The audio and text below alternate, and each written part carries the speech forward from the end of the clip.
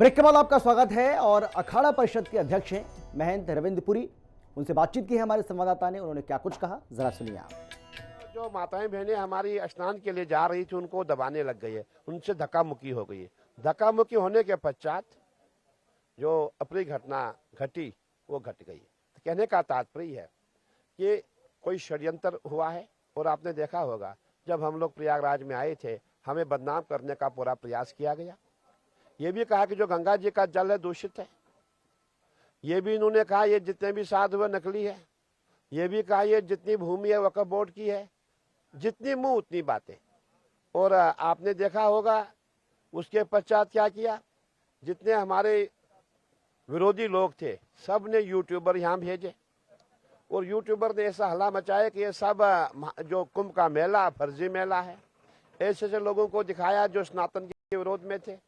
तो मैं यही कहना चाहूँगा कि कुछ जांच हो रही है, दूध का दूध पानी का पानी आ जाएगा बहुत जल्दी। अब आ जाएगा कौन लोग थे कौन लोग नहीं थे। तो ये थे हमारे साथ महंत रविंद्रपुरी, जिनका कहना है कि इस बार का जो महाकुंभ मेला है ऐसा मेला ना उन्होंने कभी देखा है। हालांकि 35 वर्षों से वो लगातार महाकुंभ और अर्धकुंभ में आते रहे हैं, लेकिन इस बार का महाकुंभ के लिए उन्होंने योगी जी और मोदी जी को बहुत बहुत धन्यवाद किया है। वीडियो जर्नलिस्ट गौरव के साथ मैं सौरभ मिश्रा, हिंदी खबर, प्रयागराज। तो विरोधियों की ओर से षड्यंत्र रचा गया, साजिश रची गई और किस तरीके से इस महाकुंभ को बदनाम करने की कोशिश की गई ये आपने सुना। ये कहना था महंत रविंद्रपुरी जी का। उनका ये कहना है कि पूरी व्यवस्था यहाँ पर की गई थी। अब जो भगदड़ बची बिल्कुल इसमें 30 जाने गई हैं, लेकिन उसकी जांच हो रही है और जांच के बाद ही दूध का दूध और पानी का पानी हो पाएगा। क्या फिर इसकी वजह क्या रही, क्यों ये भगदड़ मची, क्या इसके पीछे वाकई में कोई षड्यंत्र था, कोई कॉन्स्पिरेसी थी, ये एक जांच का विषय है। मेरा नाम किरण है, मैं राजस्थान से आई हूँ धागा बेचने के लिए।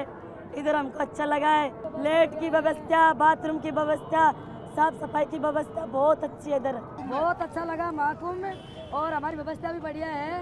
हर मेले में जाते हैं तो हमको पुलिस वाले परेशान करते हैं, यहाँ पे बिल्कुल भी परेशान नहीं किया। अच्छा काम भी हमारा बढ़िया ठीक से काम चला। हमारा रोज के 2000 3000 2000 3000 रोज के कमाते हैं और किसी ने परेशान भी नहीं किया हमको। एक बार बोल दिया बेटा हटो यहाँ से, एक बार हट गया। लेटरिन बाथरूम बढ़िया व्यवस्था है। यहाँ कोई रात का पता नहीं चल रहा है ना दिन का पता नहीं चल रहा, बढ़िया व्यवस्था है यहाँ पे। सोनू सुनील तुसाम, बहुत अच्छा लगा मुझे। यहाँ पे घूम रहा हूँ मैं अभी, मतलब 3-4 दिन से इधर ही था। मेरे भाई भी है 3-4 जने और भी हमारे साथ में। बहुत अच्छा लग रहा है यहाँ की साफ सफाई और बट यहाँ पे जो पुलिस प्रोटेक्शन है वो बहुत अच्छा है। यहाँ पे अपना स्नान कर रहे हैं, अपने अच्छे से घर पे जा रहे हैं। पुलिस प्रोटेक्शन तो इधर बहुत जबरदस्त है। योगी जी को यही बोलना चाहता हूँ, हाथ जोड़ के विनती है, बहुत अच्छा लगा मुझे। मेरा नाम महेश जिनवल है, मैं पुणे महाराष्ट्र से आया हुआ हूँ।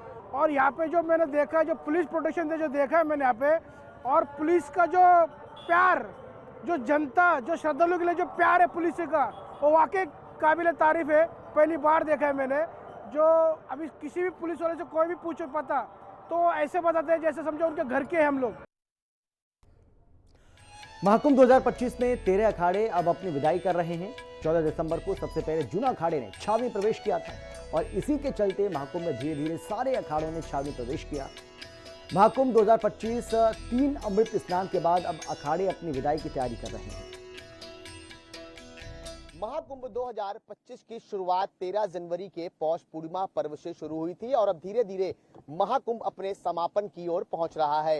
हालांकि 3 अमृत स्नान में जिस तरह से करोड़ों की संख्या में श्रद्धालु संगम में आस्था की डुबकी लगाने के लिए पहुंचे थे, अब धीरे धीरे अखाड़े भी अपनी जाने की तैयारियां करने लगे हैं। और इस वक्त हमारी जो मौजूदगी है वो श्री पंचायती निरंजनी अखाड़े में है। तस्वीरों में हम आपको सबसे पहले दिखाएंगे कि देखिए किस तरह से अब यहाँ पर साधु संतों के जो सामान हैं वो धीरे धीरे यहाँ पर अब पैक होने लगे हैं। क्योंकि अगर हम बात करें सबसे पहले यानी कि 14 दिसंबर को जूने अखाड़े ने छावनी प्रवेश किया था, उसके बाद धीरे धीरे लगभग सभी अखाड़ों ने महाकुंभ क्षेत्र में अपना छावनी प्रवेश किया था। लेकिन आज या कल में कुछ अखाड़े अब अपनी वापसी की ओर रवाना हो रहे हैं और इस वक्त हमारी जो मौजूदगी है वो श्री निरंजनी पंचायत अखाड़ा में है। आप जहां तक देखेंगे चारों तरफ देखेंगे, देखिए वहां पर साधु संतों के जो सामान है वो पूरी तरीके से अब पैक हो चुके हैं। क्योंकि अगर हम बात करें तो 14 दिसंबर से ही धीरे धीरे यहाँ पर साधु संतों का महाकुंभ क्षेत्र में आना शुरू हो चुका था और 3 अमृत स्नान के बाद जितने भी साधु संत होते हैं वो अपने शहर की ओर प्रवेश करने के लिए जाते हैं।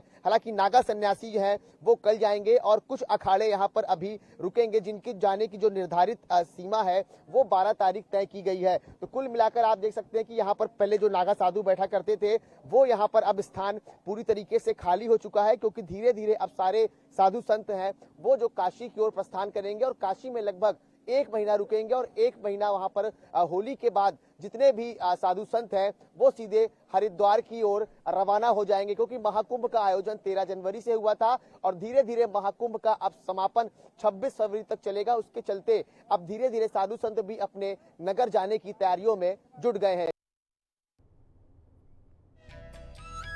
और इसी के साथ इस बुलेटिन में फिलहाल इतना ही। छोटे से ब्रेक के बाद फौरन लौटेंगे। आप देखते रहिए हिंदी खबर, क्योंकि हिंदी खबर पर खबरों का सिलसिला आगे भी जारी रहेगा।